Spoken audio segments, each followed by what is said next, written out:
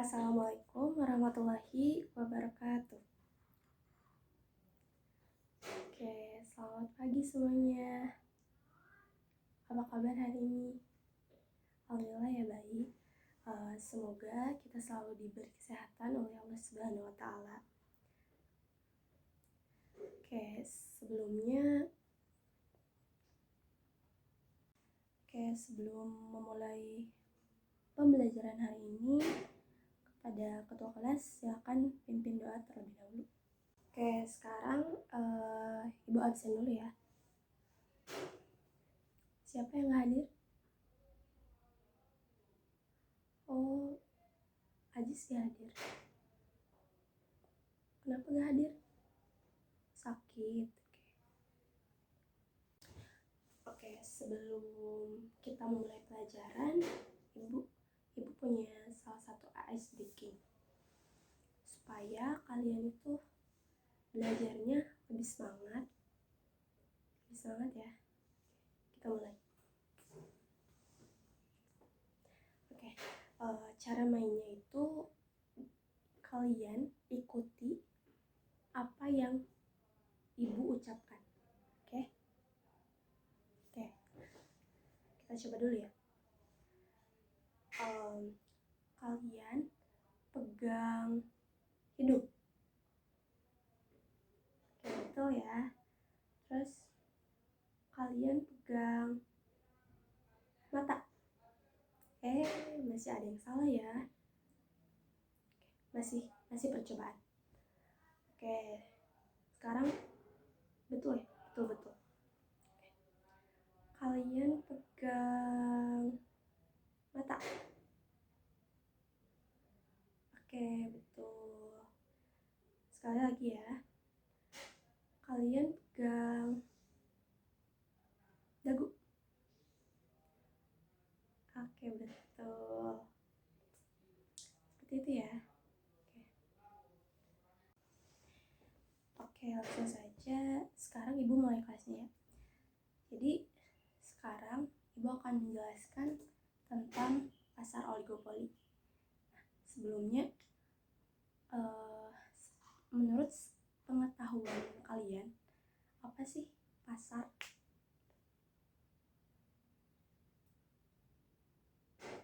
Ada yang tahu? Ada yang mau berpendapat? Oke, Sophie, silakan. Ya, betul sekali. Jadi, pasar itu merupakan tempat bertemunya penjual dan pembeli di dalam satu tempat. Jadi, pasar juga merupakan proses hubungan timbal balik antara penjual dan pembeli untuk mencapai kesepakatan harga dan jumlah suatu barang atau jasa yang diperjualbelikan. Nah, itu untuk pengertian pasarnya. Dan untuk pengertian pasar oligopoli, pasar oligopoli berasal dari kata oligo yang artinya beberapa, sedangkan kata poli artinya penjualan. Secara sederhana, pasar oligopoli adalah jenis pasar yang memiliki jumlah produsen dan konsumen yang tidak seimbang. Umumnya, jumlah produsen lebih sedikit dibandingkan konsumennya. Untuk dalam KBBI, pasar oligopoli adalah keadaan pasar dengan produsen pembekal barang yang hanya berjumlah sedikit, sehingga mereka dapat mempengaruhinya pasar atau keadaan pasar yang tidak seimbang karena dipengaruhi oleh sejumlah pembeli. Oke, seperti itu. Sebelumnya Ibu mau memperlihatkan video tentang apa sih pasar oligopoli itu. Kita lihat videonya ya.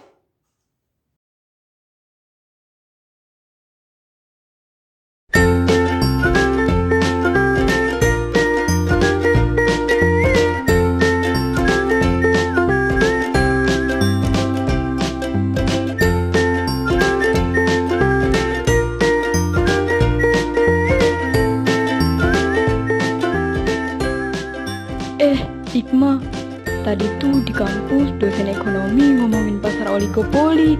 Emang ada ya? Baru denger deh. Ada dong. Kamu tahu? Kasih tahu dong tentang pasar oligopoli. Oke, sini aku kasih tahu. Pasar oligopoli itu pasar persaingan tidak sempurna.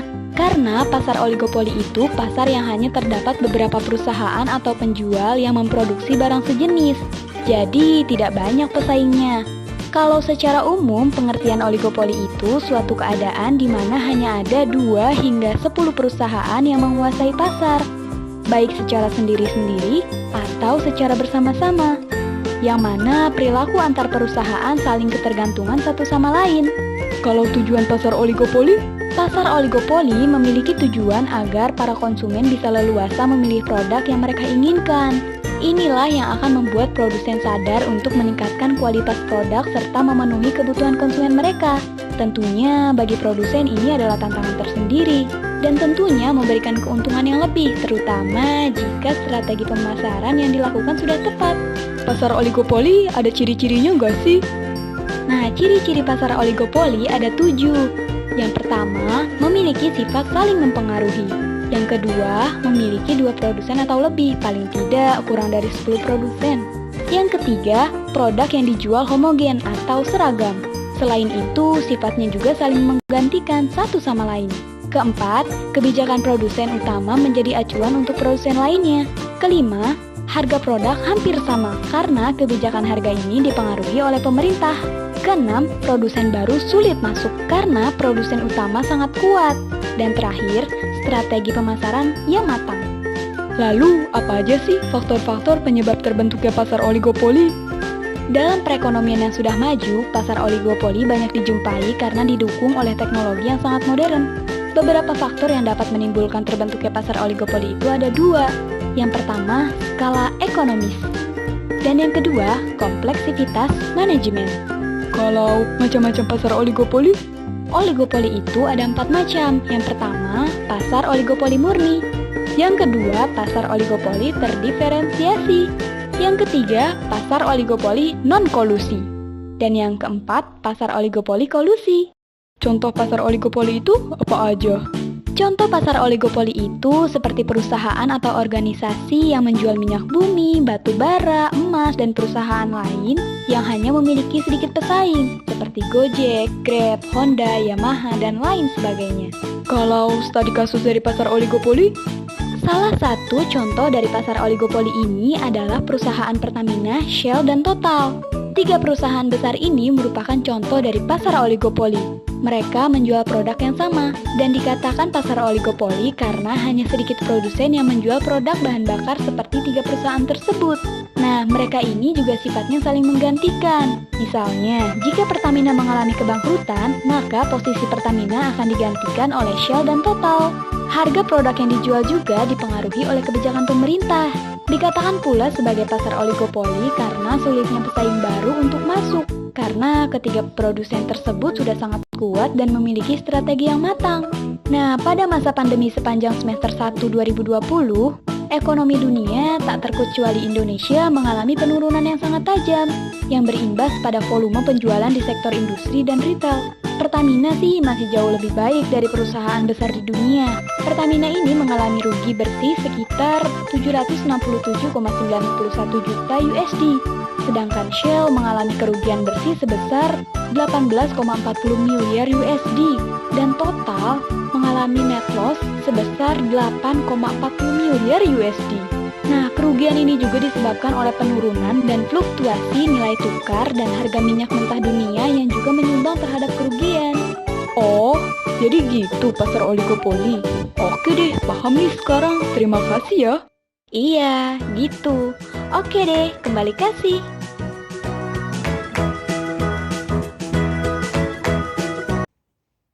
Oke, sebelum kita ke pembelajaran, Ibu akan menyebutkan tujuan pembelajaran kita pada hari ini mengenai pasar oligopoli.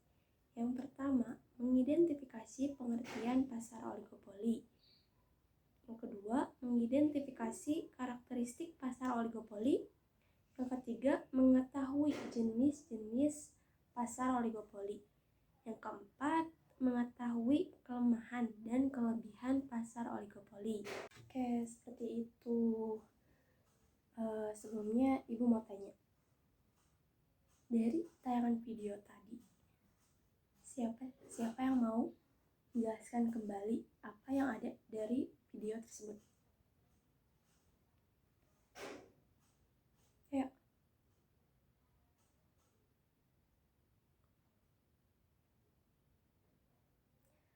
Oke, langsung saja. Nah, pasar oligopoli mempunyai karakteristik ada 4. Yang pertama, hanya sedikit perusahaan dalam industri. Yang kedua, produknya homogen, namun ada pula yang menawarkan produk yang berbeda. Yang ketiga, terdapat rintangan yang kuat untuk masuk ke pasar oligopoli karena investasinya yang tinggi. Yang keempat, persaingan melalui iklan yang sangat kuat.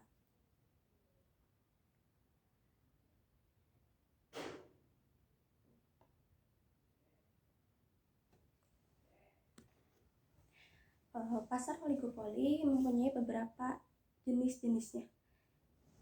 Yang pertama, pasar oligopoli murni atau pure oligopoli. Jenis ini merupakan praktek oligopoli di mana barang yang diperdagangkan merupakan barang yang bersifat identik. Yang kedua, pasar oligopoli terdiferensiasi. Arti kata terdiferensiasi adalah dapat dibedakan. Sehingga dalam jenis pasar oligopoli ini, produk yang dijual oleh produsen bisa dibedakan. Yang ketiga, pasar oligopoli non-kolusi. Selanjutnya, jenis pasar oligopoli adalah non-kolusi. Pada jenis ini, produsen hanya akan memainkan harga dengan melihat perkembangan harga produsen lain. Selanjutnya, pasar oligopoli kolusi. Jenis pasar oligopoli ini adalah yaitu suatu praktek di mana para produsen saling bekerja sama untuk menaikkan harga. Yang terakhir, pasar oligopoli homogen. Pasar oligopoli ini disebut juga dengan pure oligopoli. Selanjutnya ada kelebihan pasar oligopoli. Yang pertama, ada persaingan yang cukup ketat bagi produsen untuk memberikan manfaat terbaik kepada para konsumen. Mereka menyadari bahwa konsumen akan lebih menyukai produk berkualitas dengan harga terjangkau. Yang kedua, perkembangan produk dalam pasar oligopoli cukup pesat. Hal ini dipengaruhi oleh kesadaran produsen untuk menarik konsumen dengan memunculkan inovasi-inovasi baru. Yang ketiga, meski cenderung menjual produk homogen, namun di dalamnya bisa menemukan berbagai merek yang berbeda. Dapat memilih produk yang paling sesuai dengan kebutuhan. Selain kelebihan, ada juga kelemahan. Yang pertama, produsen membutuhkan biaya serta strategi promosi yang cukup besar. Upaya ini dilakukan untuk menarik perhatian konsumen dan mendapatkan pelanggan.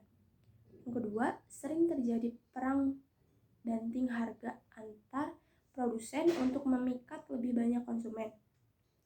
Yang ketiga, adanya persaingan ketat di dalam pasar, membuat produsen baru sangat sulit untuk masuk, mengikuti bahkan bertahan di sana.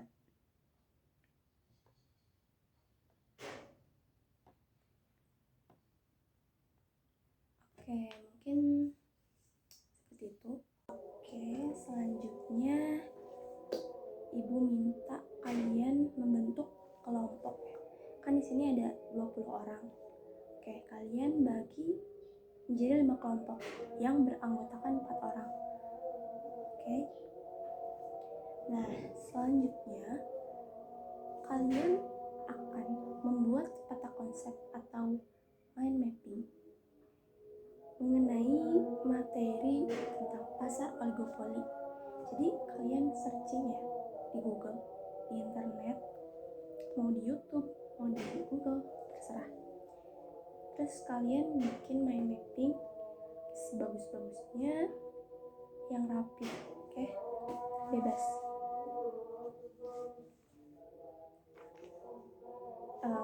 Setelah kalian membuat mind mapping, kalian akan presentasikan di depan. Presentasikan di depan bersama anggota tim kalian. Oke. Secara berurutan dari kelompok 1 sampai kelompok 5.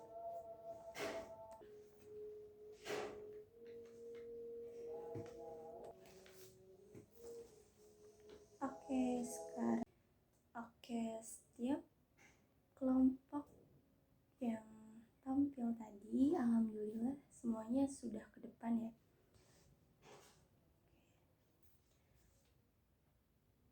Jadi kesimpulannya, istilah oligopoli berarti beberapa penjual. Beberapa penjual di dalam konteks ini maksudnya di mana penawaran satu jenis barang dikuasai oleh beberapa perusahaan.